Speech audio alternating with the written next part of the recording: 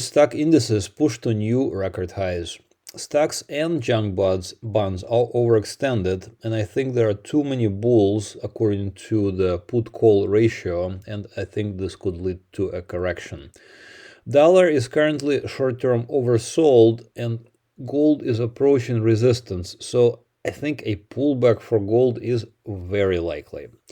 And we will look at natural gas as it is displaying a very interesting pattern, and it could be a precursor to a move significantly higher.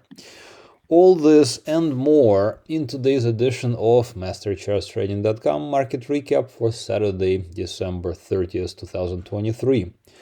Please don't forget to hit the like button, subscribe to the channel, make a comment, share this video. These actions are what keeps this channel going. Thank you for that. If you're a subscriber, stay tuned.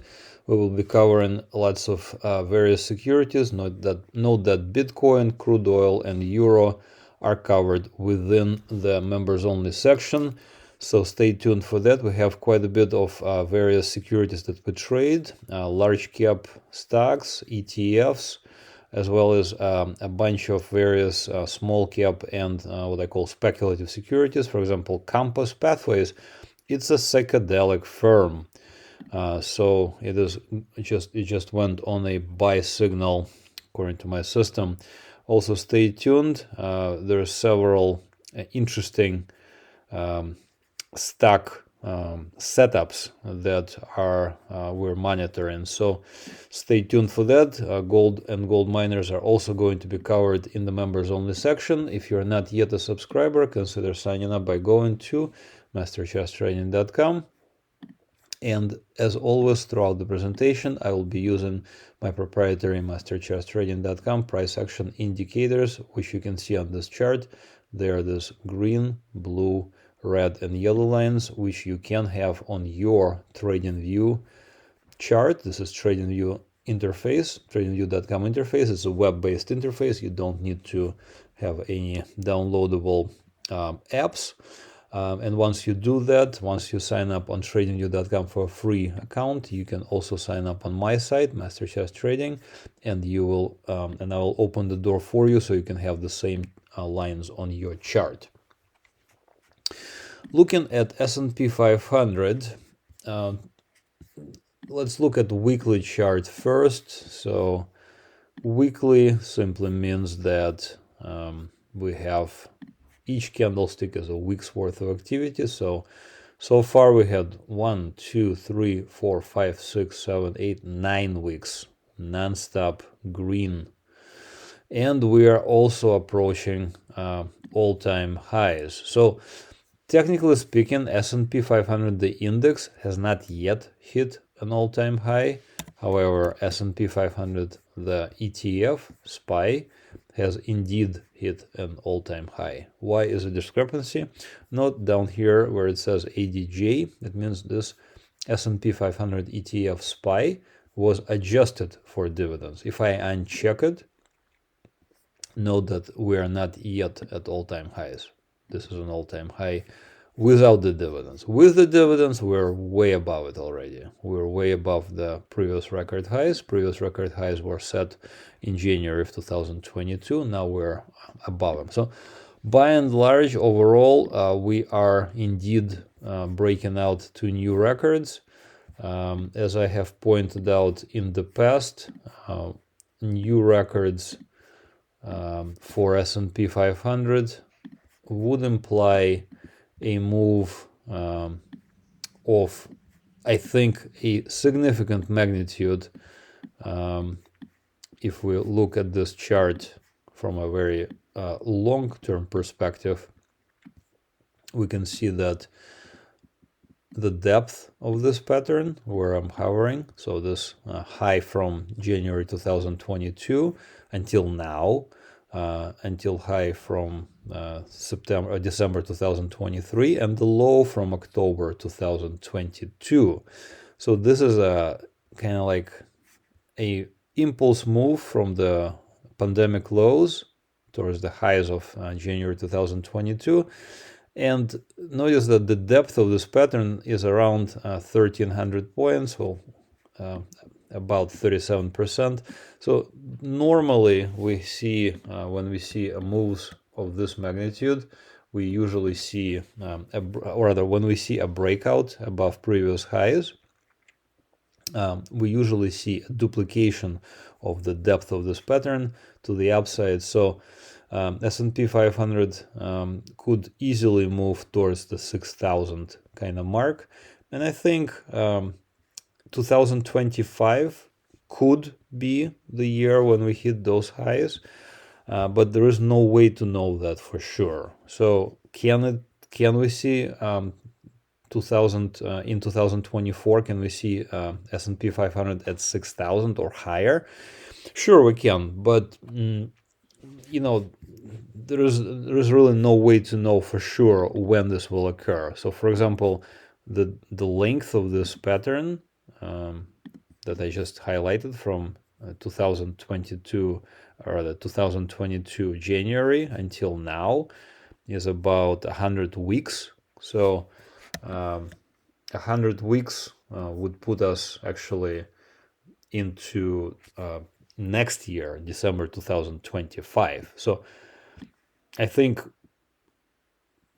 very much possible that we'll be there by then, but I think it's even likelier that we will be there next year, I think, by end of the year. So my projection is quite bullish.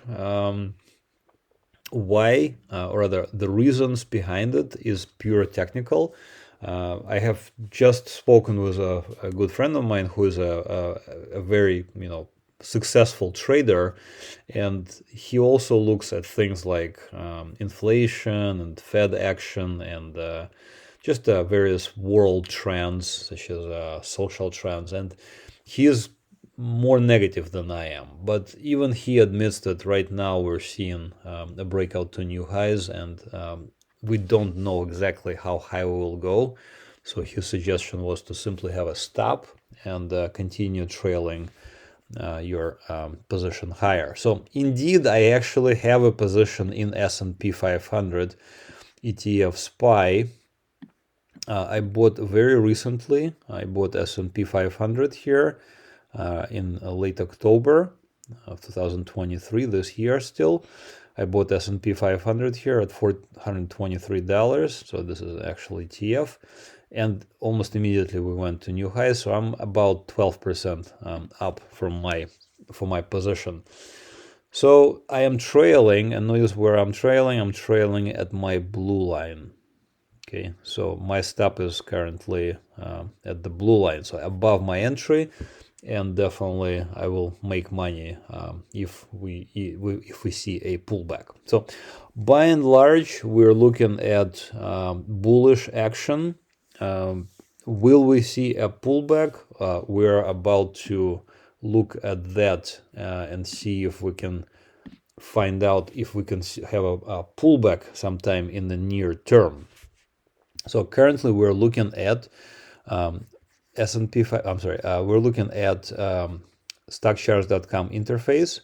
So previously I was showing you TradingView.com interface, and my indicators are available for this interface. But for StockCharts.com, I like to use their interface as well.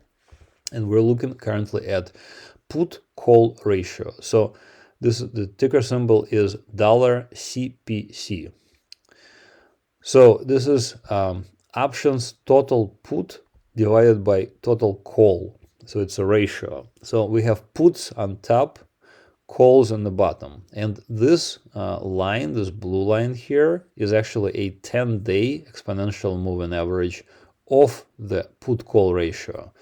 The reason being is because if I was to make it just the actual symbol itself, not the 10-day exponential moving average, then we will see that it's a very difficult kind of thing to follow. It's just a bunch of dots. So each dot represents 1 day's worth of activity. What I want to do is I want to smooth it out a little bit. And so what I'm doing right now is I'm making the the actual series, the numbers of daily put to call ratio invisible, and I'm only leaving this blue line, which is a 10-day exponential moving average of the put to call ratio. Okay, so this indicator, you have to think opposite. So when we have a lot of puts, people think that the market will go just to the dump, completely collapse, and we will see just really bad things. When we see a lot of calls, the opposite happens. People think that we're going to the moon and everything will be fine and nothing will ever nothing bad will ever happen. And usually when this put to call ratio moving average kind of reaches its extreme, we see a reversal of a previous move. So on this particular chart, which is going back 1.5 years, I have highlighted several moments where we saw such readings. So pretty obvious, we see this enormous spike into the favor of puts in December of 2022, so beginning of this year. Coincidentally, just around that time, I actually went ahead and I bought QQQ. So Nasdaq QQQ, I bought it right around that time. Notice where I bought QQQ in January, on January 20th, 2023. Okay, notice where the spike is. It's in January 2023. At that point, I thought that there were way too many bears, too many puts. Okay. When there are too many bears, the opposite usually happens. We see a rally. So notice down below here, we have S&P 500. And at the time when we had enormous amount of puts, we turned around and we rallied higher. Okay. Then the opposite happened. We saw a very large amount of calls right here in February of 2023. And then we actually did the opposite. We pulled back.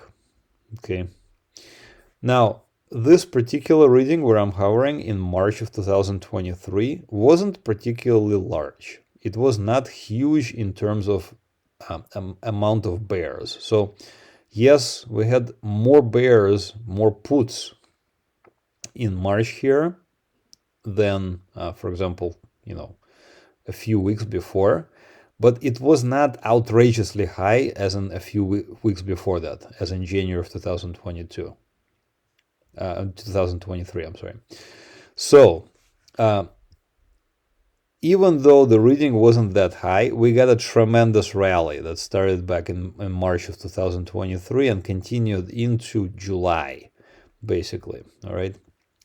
So what I'm trying to show you here is that this indicator is not really to be used exclusively. This indicator just shows you a general state of being. Are there more calls? Are there more bulls or are there more bears? What are people thinking? All right.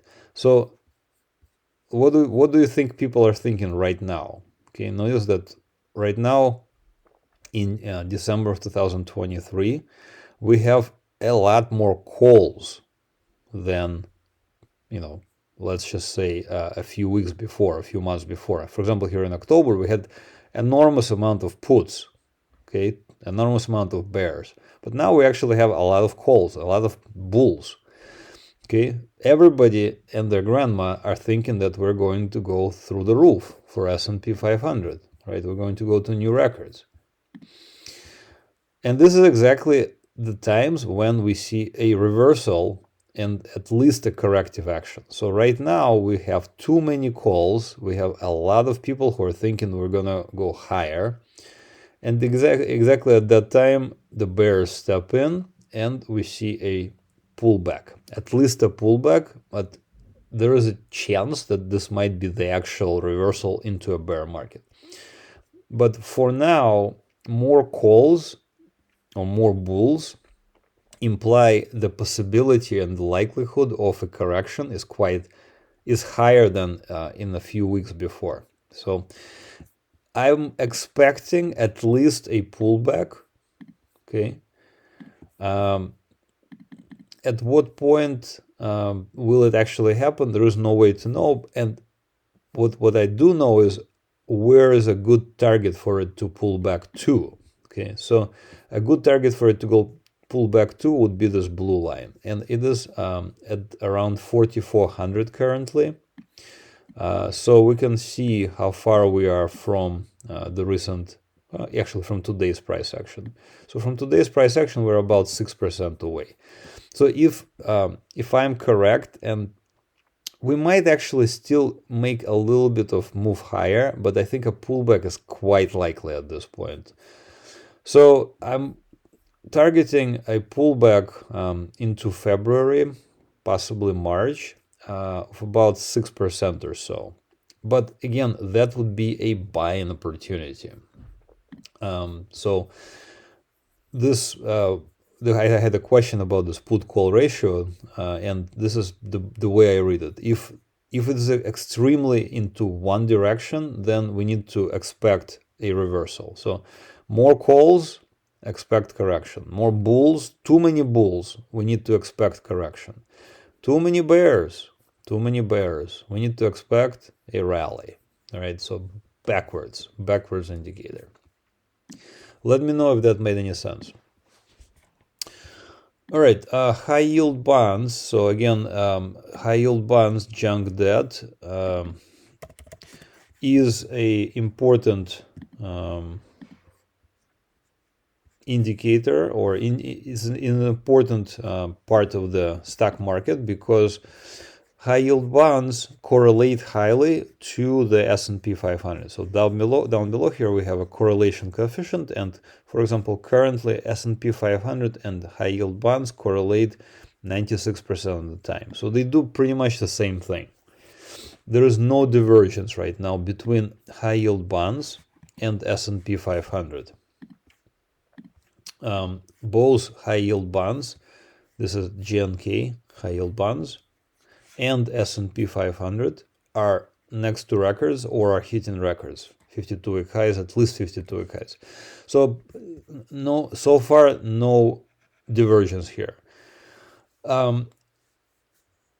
It's possible that we're already seeing beginning of a pullback, but there is no way to know, obviously, if this is the beginning of a pullback or we're just doing some small sideways action and stuff.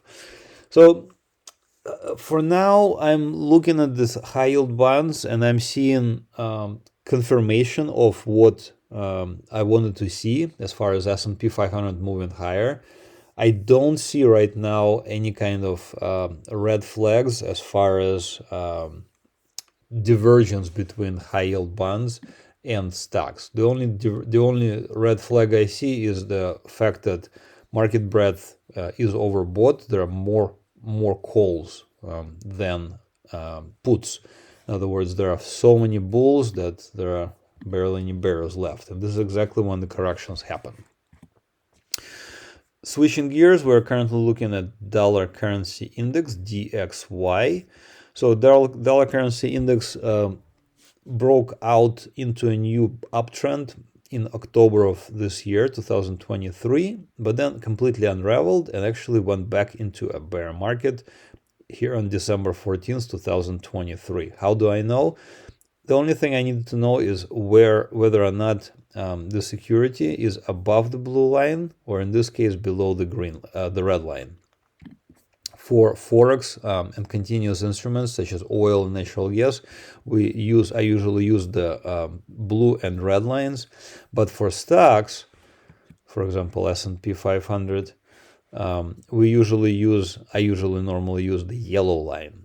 Bear market is below the yellow line for stocks, but for commodities, usually it is between the blue and red lines.